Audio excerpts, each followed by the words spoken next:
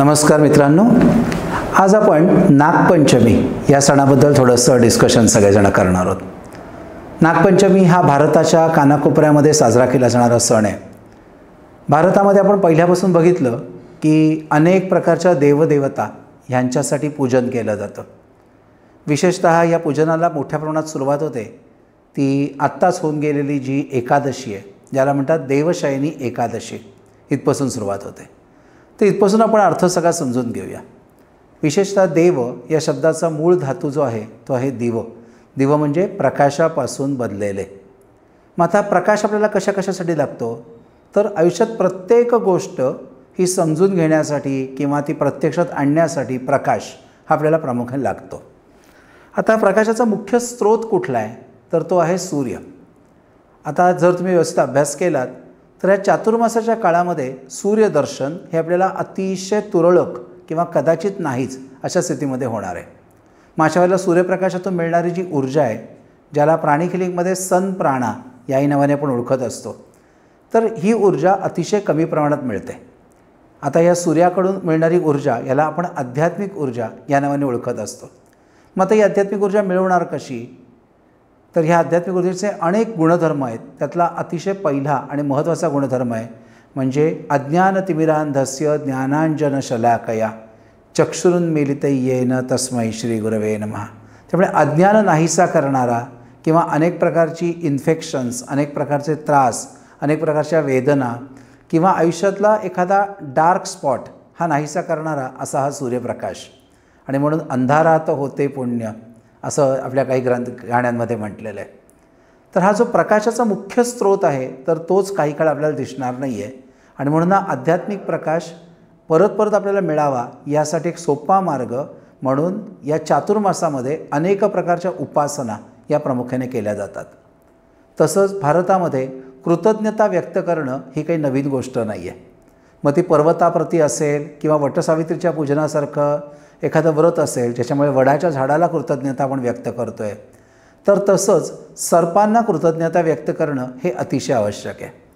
आता शहरात राहणाऱ्या आपल्या लोकांना खरं तर सर्पाचं काही फारसं महत्त्व नाही, पण खरं सर्पाचं महत्त्व जे तयार होतं ते खेडेगावामध्ये जे शेतकरी आहेत त्यांच्यासाठी.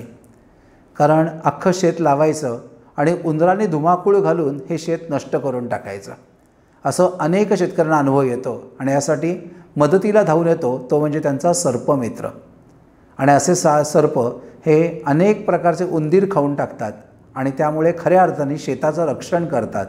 आणि म्हणून सर्प मारू नये किंवा सापाला मारू नये अशी एक प्रथा चालू झाली. तर ह्याच्यामध्येच सर्पाचं पूजन किंवा आपण आत्ता करत असलेलं जे आपण पंचमी करतो आहे ह्या तिकडे आपण हे पूजन करत असतो. बरं, पुढला प्रश्न आपल्या मनात येतो की पंचमीच का घ्यायची, तर न्यूमरोलॉजीनुसार 5 हा आकडा बरोबर मध्यावर येतो. 1 ते 10 याच्यामध्ये मध्यावर येणारा आकडा आहे. म्हणून न्यूमरोलॉजीच्या म्हणण्यानुसार 5 आकड्याची जी माणसं आहेत किंवा 5 तारखेला त्यांचा जन्म झाला आहे किंवा 14 तारखेला त्यांचा जन्म झालेला आहे किंवा 23 तारखेला त्यांचा जन्म झालेला आहे, तर ह्या सगळ्यांचा जो मूलांक येतो तर तो येतो 5. आणि ह्या स्वभावाची जी माणसं आहेत त्यांच्यामध्ये अतिशय चांगलं होण्याची ही दृष्टिकोन असतो आणि अतिशय वाईट होणारी ही व्यक्तीही असू शकते. तर त्यामुळे 5 हा मध्यावर येणारा आकडा आहे आणि म्हणून ह्यासाठी पंचमी ही निवडलेली आहे. तसा सर्प हा मित्रसुद्धा आहे आणि आपल्या सर्वसामान्यांसाठी तो त्रासदायकसुद्धा आहे. कारण सर्पाचं विष हे जर एखादा सर्प चावला तर अतिशय त्रासदायक वेदना त्या व्यक्तीला भोगायला लागू शकतात. म्हणून असा हा सर्प. हे झालं भौतिक जगताचं त्याचं स्वरूप. पण आध्यात्मिक जगतात जर आपल्याला सर्पाचा अनुभव घ्यायचा असेल किंवा सर्प समजून घ्यायचा असेल तर अनेक प्रकारचे नाग हे आपल्या देवदेवतांच्या बाबतीत आपण बघायला मिळतात. त्यातला एक पहिला नाग आपल्याला माहिती आहे की जो वासुकी, जो कृष्णाच्या बरोबर किंवा विष्णूच्या बरोबर नेहमी असायचा. दुसरा नाग जो शिवांच्या गळ्यामध्ये आहे. मग जर सर्प वाईट असेल तर मग तो ह्यांच्या गळ्यामध्ये का दिला आहे, किंवा गणपतीच्या कमरेभोवती जो पाश आहे तर त्याला नागपाश या नावाने प्रामुख्याने ओळखला जातो. मग गणपतीच्या कमरेला बेल्ट त्या मापाचा नसेल का, खरोखर आपल्याला असं वाटतं आहे का, तर सर्पाचा काही गहन अर्थ आहेत हे आपण समजून घेऊया. यासाठी आपण जाऊया ज्ञानेश्वरीचा 6वा अध्याय. या ठिकाणी ज्ञानेश्वर महाराज म्हणतात की नागिणीचे पिल्लू कुमकुमे नहाले, असं तिथे एक ओवी म्हणण्यात आले. आता ज्ञानेश्वर महाराज हे अलंकारिक भाषेत लिहिण्यासाठी अतिशय प्रसिद्ध आहेत. तर आता इथे नागिण म्हणजे काय आणि कुमकुम म्हणजे काय, तर इथे आपण थोडासा अभ्यास करूया आपल्या भारतीय संस्कृतीतल्या पहिल्या चक्राचा, ज्याला म्हणतात मूलाधार किंवा मूल आधार. याचा रंग प्रामुख्याने लाल रंग हा दाखवण्यात आलेला आहे. आता ह्या मूलाधार चक्रापाशी वास करणारी एक शक्ती, ज्याला भारतीय योगशास्त्रामध्ये कुंडलिनी शक्ती या नावाने प्रामुख्याने ओळखली जाते. आता ही कुंडलिनी शक्ती नागाच्या स्वरूपामध्ये प्रामुख्याने दाखवली जाते. नागांमधला कुठला नाग, तर नागांमधला किंग कोब्रा ह्या नागासाठी प्रामुख्याने ही वापरली जाते. आता किंग कोब्राच का, तर जर तुम्ही किंग कोब्रा हा प्रत्यक्षात बघितलात किंवा नागाचा एखादा शो जर का तुम्ही बघितला असेल, तर हा एकमेव नाग फक्त शेपटीच्या टोकावरती आपलं अख्खं शरीर उभं करू शकतो. अगदी तद्वत सबंध कुंडलिनी शक्ती ही मूलाधारापासून सहस्त्रारापर्यंत ही घेऊन जाण्याच्या प्रतीकाला नाग हे प्रतीक भारतामध्ये वापरलेलं आहे. आणि म्हणून नागिणीचे पिल्लू कुमकुमे नहाले. आता ही कुंडलिनी शक्ती फक्त मानवामध्ये आहे का, तर नाही, प्रत्येक जीवमात्रामध्ये ही कुंडलिनी नावाची शक्ती आहे. मग या शक्तीबद्दल थिओसॉफी सोसायटीमध्ये खूप मोठ्या प्रमाणात अभ्यास करण्यात आला आहे. भारतीय योगशास्त्रात तर ह्याचा अभ्यास झालेलाच आहे, पण बऱ्याच वेळेला योगशास्त्रातल्या अनेक गोष्टी या योगाने लिहिलेल्या असल्यामुळे त्या सिम्बॉलिक फॉर्ममध्ये लिहिलेल्या आहेत.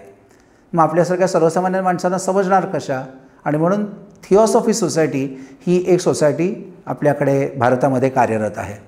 याच्यामध्ये असं उल्लेख करण्यात आला आहे की मेंदू आणि नर्वस सिस्टम या दोघांच्या विकासासाठी किंवा या दोघांच्या डेव्हलपमेंटसाठी ही ऊर्जा मेंदू आणि नर्वस सिस्टमपर्यंत पोचणं अत्यंत आवश्यक आहे.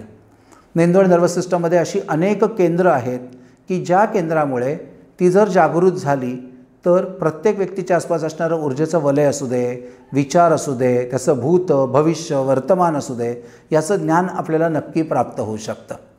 आणि अशी ही कुंडलिनी शक्ती जागृत करण्यासाठी भारतीय परंपरेमध्ये शेकडो मार्ग दिलेले आहेत.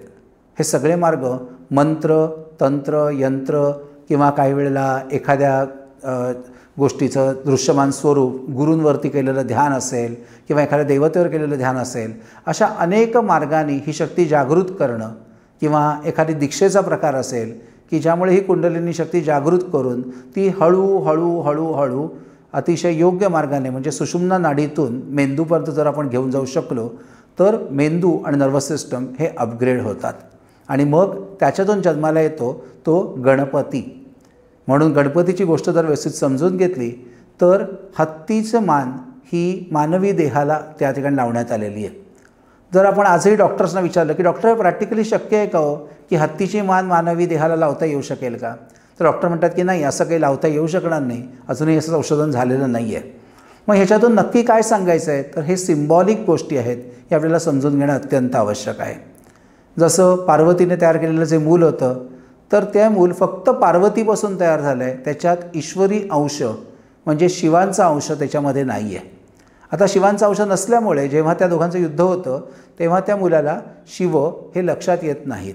जसं आपल्या प्रत्येक व्यक्तीला आपण ज्या ईश्वरापासून निर्माण झालो आहे त्या ईश्वराचं ज्ञान आपल्यापैकी कोणाकडेही नाही.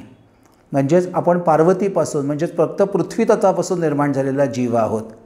मग आता अशा जीवामध्ये काय असतं प्रामुख्याने, तर त्याच्यामध्ये असतो अहंकार. आणि म्हणून ह्या निमित्ताने शिवाने त्रिशूळाने त्याची मान उडवली आहे. आता इथे प्रत्यक्षात मान उडवलेली नसून मान ही सिम्बलाइज करते अहंकार.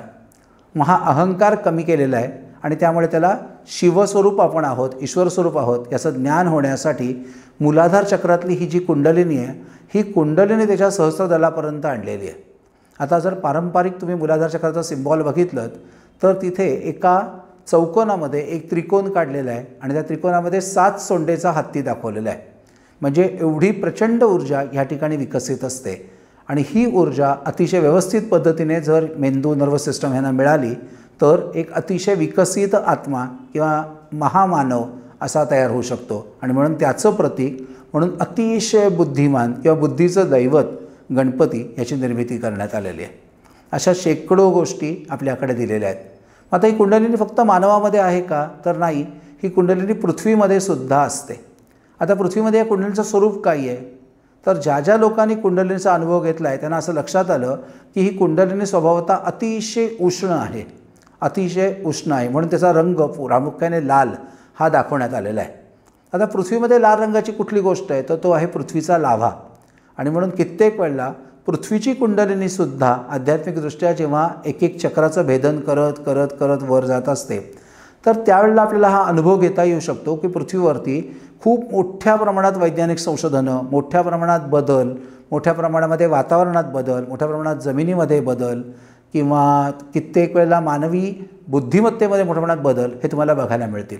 अगदी आपल्या घरातली छोटी मुलं बघा ना, पूर्वीच्या काळी जेवढी मुलं बुद्धिमान होती त्यापेक्षा कैक जास्त बुद्धिमान ही आजच्या काळातली मुलं आपल्याला जन्माला आलेली बघायला मिळतात. पूर्वी लहान लहान गोष्टीमध्ये माणसं इमोशनली एकमेकांवर अवलंबून होती, पण आजची जर का पिढी बघितली तर ती कोणावरही इमोशनली फारशी अवलंबून नाही आहे. ती जे योग्य वाटेल, जे चांगलं वाटेल, जे उत्तम वाटेल ते निर्भीडपणाने ती व्यक्ती करू शकते, अशी आजच्या काळातली ही पिढी जन्माला येते. म्हणून नवीन नवीन आत्मे पृथ्वीवरती जन्म घ्यावेत आणि संबंध हजारो आत्म्यांचं उत्थान व्हावं, त्यांचं डेव्हलपमेंट अतिशय चांगली व्हावी, आणि म्हणून ही आपण करतोय नागपंचमी. तर या नागपंचमीच्या तुम्हाला खूप साऱ्या शुभेच्छा. आणि जर आमचा व्हिडिओ तुम्हाला आवडला असेल तर असे अनेक व्हिडिओ आमच्या यूट्यूब चॅनलला आहेत, जरूर भेट द्या. धन्यवाद.